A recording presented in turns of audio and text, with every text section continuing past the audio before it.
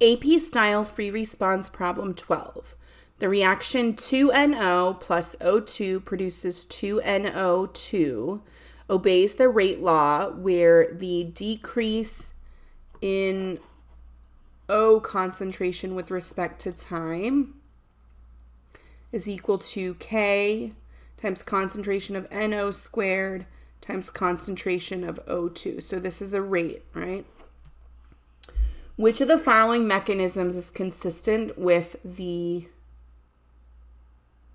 experimental rate law? We have A, where the first step is slow, B, where the second step is slow, or C, where this second step in the middle is the slow step.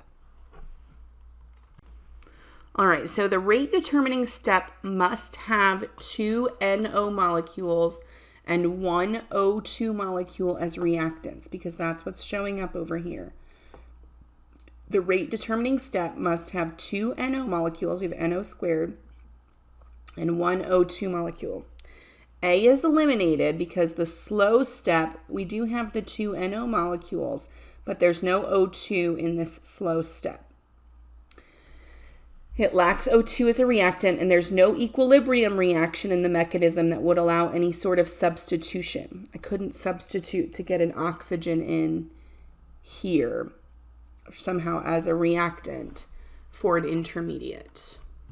B, however, is consistent with the rate law since the second step is slow and it includes NO, and the intermediate NO3 can be substituted for NO and O.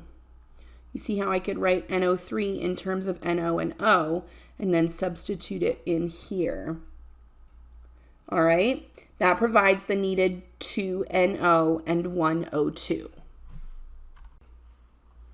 All right, so now C also does not work because here's our slow step. But what would our substitution for N2O2 concentration be? It would be this 2NO, right? So that would be NO squared. Right, so it yields reactants of 2NO, but we don't have anything anywhere that we can get an O2 from because it's a product here, not a reactant. So in this case, the answer is B.